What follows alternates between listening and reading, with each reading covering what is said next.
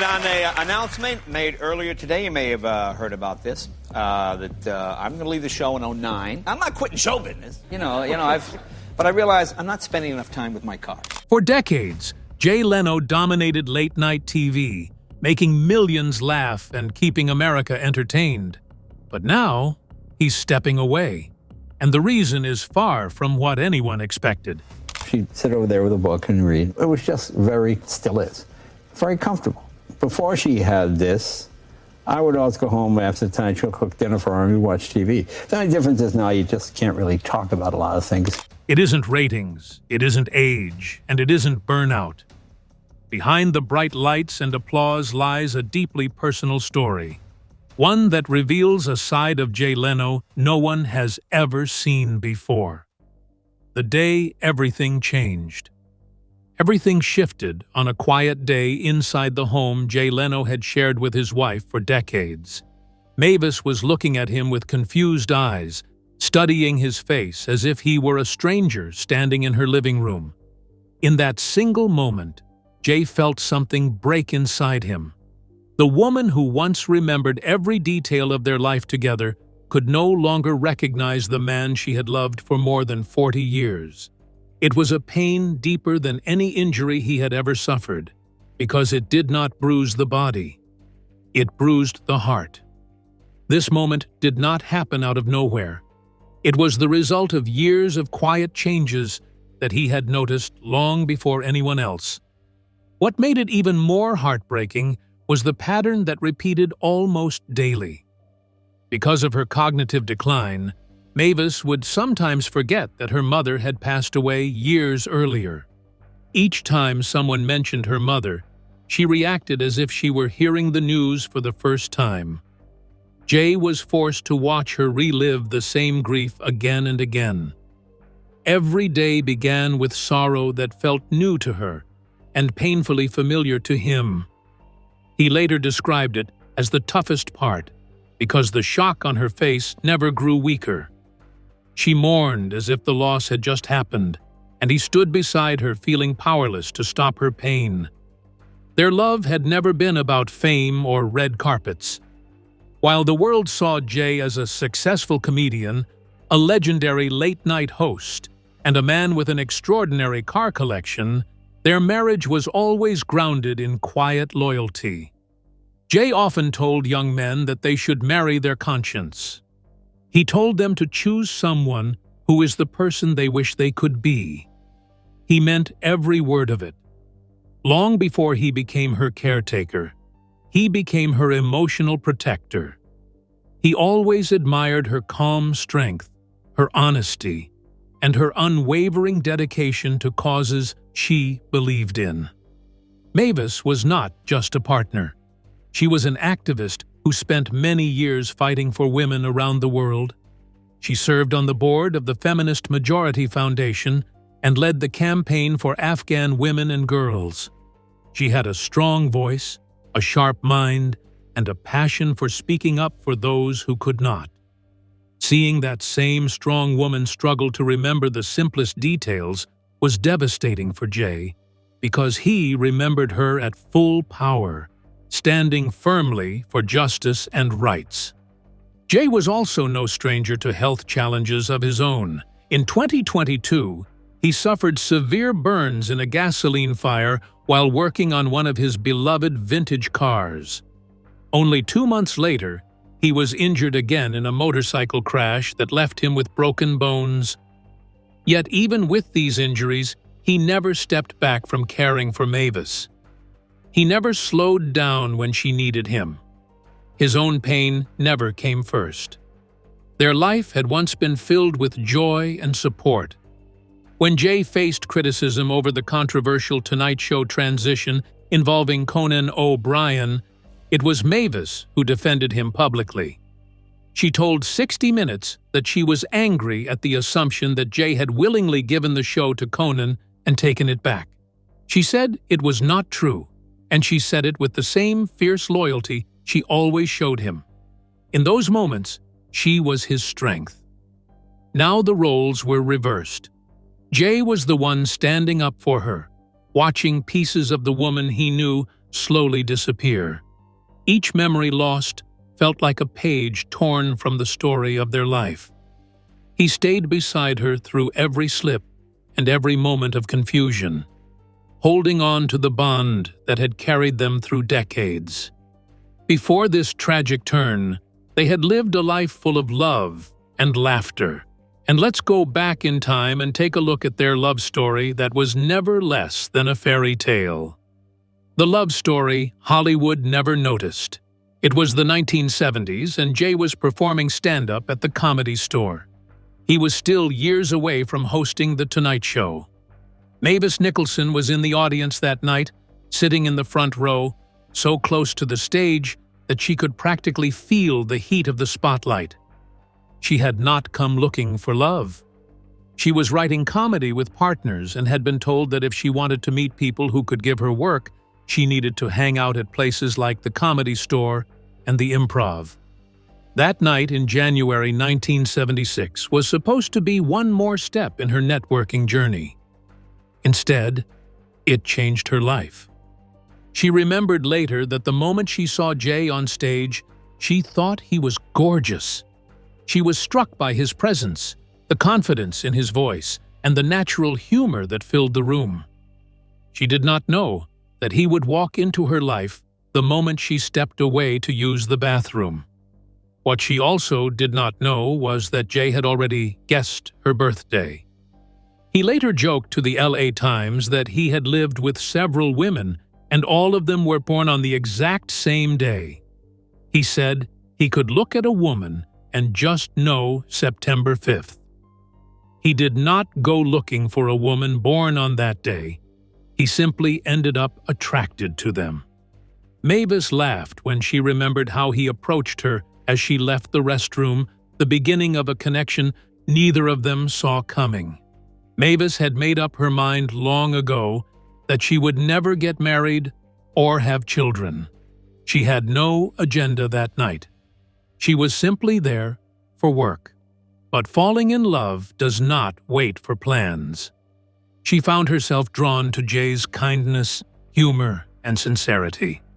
Their courtship began just as Jay's career was starting to take off. His schedule was busy. His future was uncertain. Their lifestyle was far from stable. Even so, she felt something she had never felt before. She told the Times she had been a voyager her whole life, always moving forward, never stopping in one place. She compared an old relationship to an island she had stayed on before sailing away, but Jay was different. He was not another island. He was the destination.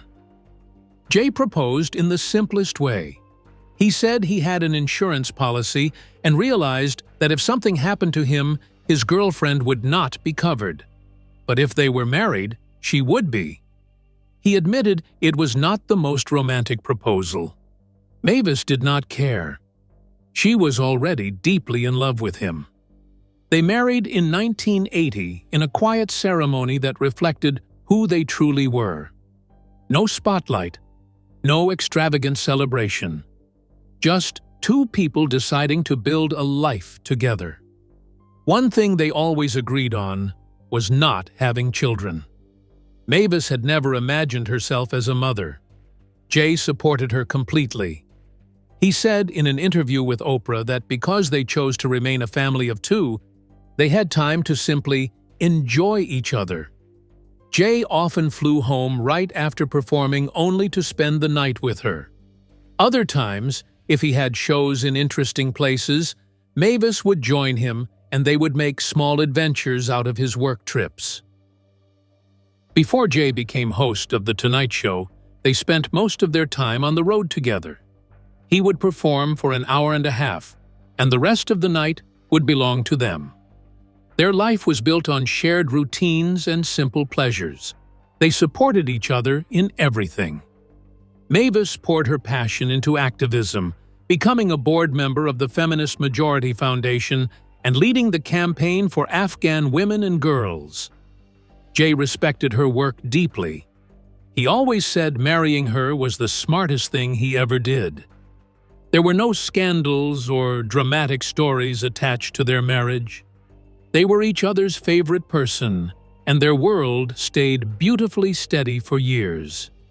But every fairy tale has a moment when the light starts to dim. Jay eventually began noticing moments when Mavis hesitated, when she forgot something she would never forget, when a familiar spark did not appear in her eyes.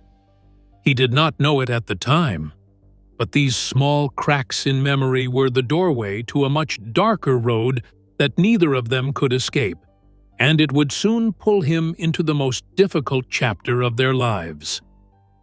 The first signs and the diagnosis that broke him. Mavis had always been sharp, steady, and confident. She could recall names, dates, conversations, and historical details with ease. But over the years, tiny slips began to show themselves. She would pause mid-sentence, searching for a word she once used effortlessly. She repeated a question she had asked only a few minutes earlier. She walked into a room and forgot why she was there.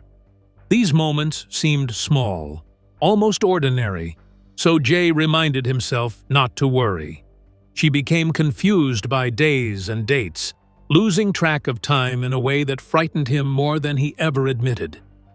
Friends began to notice it too.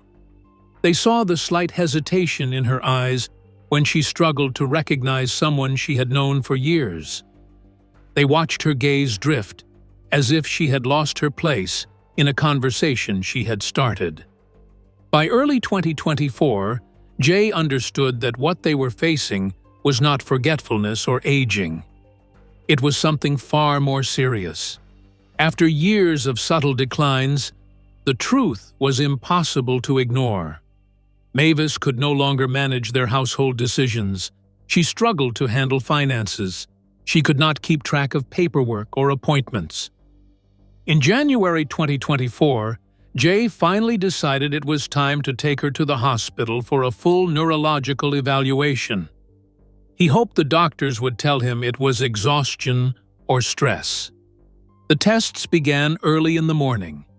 Doctors asked Mavis simple questions about dates, places, and familiar faces. They showed her pictures to see what she recognized. They asked her to repeat short sentences, remember words, and follow basic instructions. Jay sat quietly beside her, trying to stay composed, even when he noticed the hesitation in her answers. He watched the confusion flicker across her face as she struggled with tasks that once came naturally to her. Her neurologist spent hours reviewing her scans and test results. When he finally returned with the findings, his voice was gentle but firm. He explained that Mavis was showing clear signs of a major neurocognitive disorder. He said that there were moments when she did not know who her own husband was. There were times when she could not recall her date of birth or recognize the closest people in her life. He told Jay that she often became disoriented in time and place, and that her brain scans showed significant decline in the areas responsible for memory and decision-making. The neurologist did not rush through his explanation. He spoke slowly, giving Jay a chance to absorb each word. He emphasized that there was substantial medical evidence showing that Mavis could no longer manage her daily life on her own. She needed support, supervision, and constant care. Another specialist who observed her during cognitive testing agreed fully. Both professionals told Jay that the diagnosis was undeniable. It was dementia, and it was progressing. For Jay, these medical reports were not just technical information. They were the final confirmation of everything he had sensed in his heart. He was losing the partner who once debated politics with him until midnight. He was losing the woman who defended him with fire in her voice during the most difficult moments of his career. He was losing the friend who traveled with him, laughed with him, and shared every quiet joy of their simple life together. She was still physically beside him, but the parts of her that made her who she was were slipping away piece by piece. Jay felt that truth every time she looked at him with uncertainty. He felt it when she forgot something important. He felt it when she showed the slightest hint of confusion. This was not just a diagnosis on a hospital form. It was the slow, painful unraveling of an entire lifetime of memories. Jay could not stop the disease. He could not rewrite the results of the scans, but he could decide how to face the path ahead. He could protect her dignity. He could guide her through the moments when her mind drifted. He could make sure she never felt alone when the world around her stopped making sense. And in order to preserve what remained of their life together, their memories, and her safety, Jay made a decision that would soon hold a meaning far deeper than any medical report ever could. The conservatorship and the weight of responsibility. The diagnosis forced Jay to face a reality he had spent months trying to avoid. As Mavis's condition deepened, the doctors made it clear that she could no longer make important decisions on her own. Jay knew he had to do something that would secure her future, her comfort, and her dignity. In January 2024, he took the step he had hoped he would never have to take. He began the long and emotional process of arranging legal protection for her. By April 9, 2024, the Los Angeles County Superior Court officially approved a conservatorship that placed Mavis's estate and their shared property under Jay's care. What sounded like a cold legal matter on paper was, in truth, one of the most loving decisions he had ever made. The arrangement ensured that if anything ever happened to him, Mavis would have a secure trust to support her. She would have access to managed assets, caregivers, and medical support for the rest of her life. The plan also ensured that her brother, her only living relative aside from Jay, would always be cared for. The judge acknowledged that Mavis had always trusted Jay with their finances. For decades, he managed everything, from their accounts to their investments, because she preferred not to handle those parts of their life. Now the court recognized that he was simply continuing a responsibility he had carried quietly for years. A neurologist who evaluated Mavis during the process even described Jay as a man who treated her with pure devotion, saying he treated her like gold. Those who observed him understood that this conservatorship was not about control. It was about love and protection. But the legal approval did not reveal the whole story. Behind the signatures and official wording was an emotional weight that Jay carried alone. This was not a simple shift in paperwork. It was a complete change in the life they had built together. He was no longer just her husband. He was now the person who had to make every choice on her behalf. He had to think about her medical needs, her comfort, her daily routine, and her emotional well-being. He needed to plan for every possibility, including a future where she might not know him at all. The world saw headlines about a conservatorship. They saw formal statements and legal explanations. But what they did not see was the quiet man sitting at his wife's bedside, helping her eat, reminding her of memories she no longer held, and guiding her through moments when her mind drifted far from the present. This responsibility was heavy, not because he feared the work, but because it marked the deepest shift in their marriage. The woman who once protected him was now the one who needed protecting. The woman who once stood at his side with confidence now needed him to stand at hers with unwavering patience. He embraced the role fully, because there was no other choice in his heart. He had promised to love her in sickness and in health, and he intended to honor that promise until his last breath. With that responsibility officially on him, Jay quietly prepared to step into a role neither of them had ever imagined. A role with no script, no lights, and no applause. The daily life of a quiet caretaker. In a recent interview, Jay spoke openly about how his routine transformed. He fed her, bathed her, dressed her, and gently guided her to the bathroom. These were not tasks anyone associated with a man who once hosted The Tonight Show. These were the humble responsibilities of a caretaker, performed with patience and love. Jay explained that when he came home each evening, he cooked dinner for her, helped her settle into her favorite chair, and watched television with her.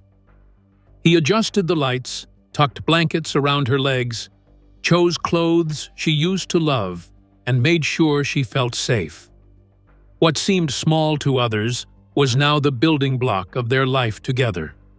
He did not hide the fact that it was difficult. He admitted that changing someone, carrying them to the bathroom, and watching them drift in and out of clarity was a challenge he never expected to face. But he also said something that revealed the strength of his heart. He said he felt grateful that he never cut and ran. He stood by his vows even when life stopped resembling anything glamorous. He stayed because she needed him, and because loving her made his life meaningful. Jay confessed that people often assumed his situation must be horrible. They imagined suffering, fear, and overwhelming sadness. But he explained softly that Mavis was not in physical pain. Her struggle was confusion, not agony. He reminded everyone that dementia and Alzheimer's are not always brutal in the way cancer or tumors can be. They are heartbreaking, but different. He said it was okay because she still felt comfort and safety, and that was what mattered most. When the judge approved the conservatorship, she noted that Mavis was in very good care with him. That comment reflected what many saw behind closed doors. Jay dedicated his life to making sure she was protected. He described himself as her rock, and he meant it. He said it made him feel wanted, that caring for her gave him a purpose. It grounded him in a way his decades of fame never could. In another interview, he reflected on the vows he made when they were married. He said that marriage forces you to ask yourself if you will truly live up to those promises. He wondered if he would be the kind of man who walked away in hard times. Then he answered his own thought clearly. He stayed. He showed up. He chose love over escape. There was nothing glamorous about feeding someone or helping them with basic tasks every day, yet he found meaning in every moment. Jay continued to explain that their life now was similar to the life they had before, only with more responsibility. They still had dinner together. They still watched television. They still shared quiet evenings. The difference was that he now fed her, guided her through conversations, and held her hand more often. He had to help her with the simplest things, but he insisted that he enjoyed their time together. He said he liked taking care of her, even when it broke his heart. She had always been independent. Now she needed him for everything, and he accepted that role with gentle devotion. He admitted it was the first true challenge of his life. Turning 75 made him reflect on how rare it was for him to ever face anything this difficult. Yet, he said again and again that he liked being needed. Caring for her became the center of his world. It was not a performance. It was not an image. It was love in its most human form. In every public interview, Jay spoke with soft honesty. He made it clear that this was not a burden. It was a commitment he embraced fully, even when it demanded every ounce of strength he had left. Caring for Mavis became his purpose, his grounding force, and the truest expression of his love. As Mavis's world grew smaller and her memories drifted further away, Jay began building small rituals that could steady her, reconnect her, and remind her of the life they built together. He used picture cards with familiar faces and places, hoping the images would spark recognition. He guided her through simple stories from their past, retelling moments they had shared, even if she no longer remembered them on her own. He played old videos again and again, letting the sounds and faces wash over her like soft echoes of a life she once knew. Sometimes she responded. Sometimes her eyes lit up with a brief spark of familiarity. Sometimes she smiled, as if a piece of the past had floated back for just a second. Other times, she stared at the pictures with no connection at all. But Jay never stopped trying. He admitted in interviews that he often tried to make her laugh, even when he knew the moment might pass quickly. Humor had always been their language.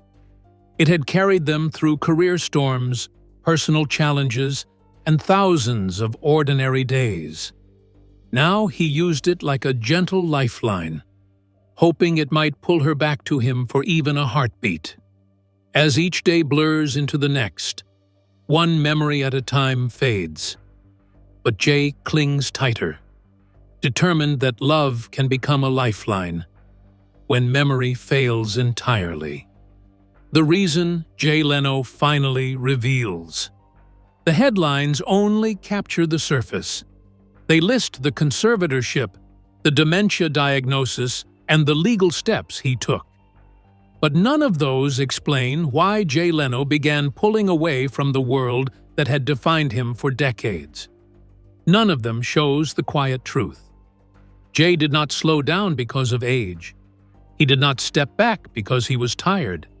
He stepped back because the woman he loved needed him more than the world ever did. People forget that Jay's journey did not begin with fame or bright studio lights. His early life was full of struggle. He grew up in a working-class family in New Rochelle, New York, where money was tight and dreams felt far away. He worked odd jobs to support himself and sometimes slept in his car while trying to survive in the harsh world of stand-up comedy. Every joke, every show, every inch of success came from grinding late nights on stages where nobody knew his name. He would scrub floors in the morning and tell jokes at night. He pushed through rejection, competition, and exhaustion until he finally earned a place in the comedy clubs that changed his life. Those struggles shaped him. They taught endurance, discipline, patience, and commitment. They taught him to keep going even when everything around him felt impossible. And now, many years later, he found himself facing a challenge more personal and painful than any he had ever experienced on those early nights. This time, it was not a tough audience or career uncertainty. It was the slow loss of the person who had walked through life with him. What the public saw as a retirement, a slowdown, or a shift in career was actually something far deeper. Jay announced in April 2009 that he would step down from The Tonight Show in 2010 after hosting it for over 2 decades. The media framed it as a planned retirement to make way for new talent, and the public speculated about ratings and network politics. But Jay had already made a private decision long before the cameras noticed. He knew he could no longer divide his attention between the demands of fame and the needs of his wife, Mavis. For more than 40 years, Jay and Mavis built a life quiet in its simplicity and strong in its loyalty. They never had children, not because they lacked love, but because they felt complete as a family of 2. Their legacy became their memories, their shared laughter, and their unwavering support for each other. When he officially handed over the reins of The Tonight Show to Conan O'Brien in June 2009, and then returned briefly from 2010 to 2014, Jay was already grappling with the reality of his wife's declining health.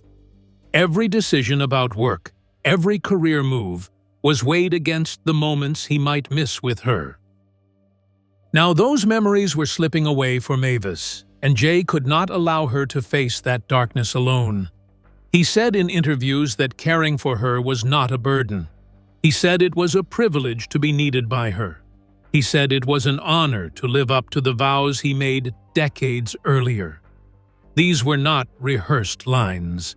They were the truth of a man who had fought his way through every stage of life and now fought to protect the woman who once protected him.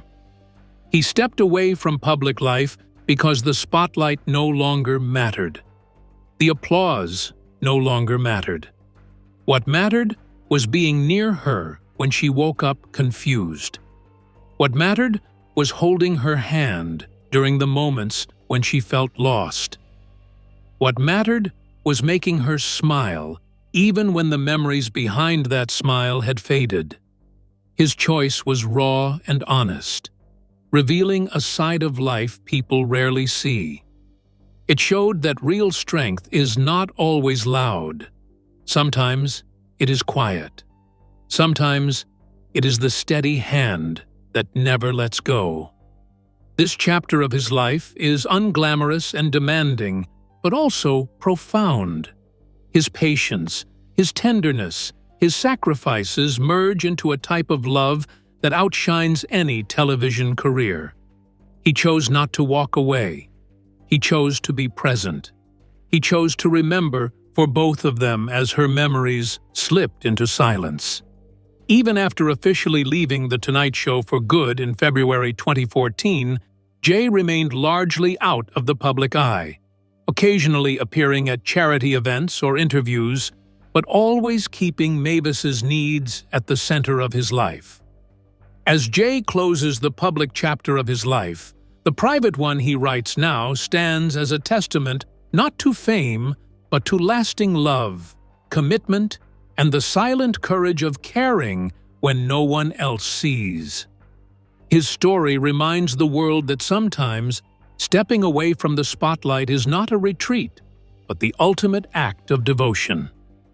What do you think about Jay Leno's choice to put love over fame? Share your thoughts in the comments below. We'd love to hear from you.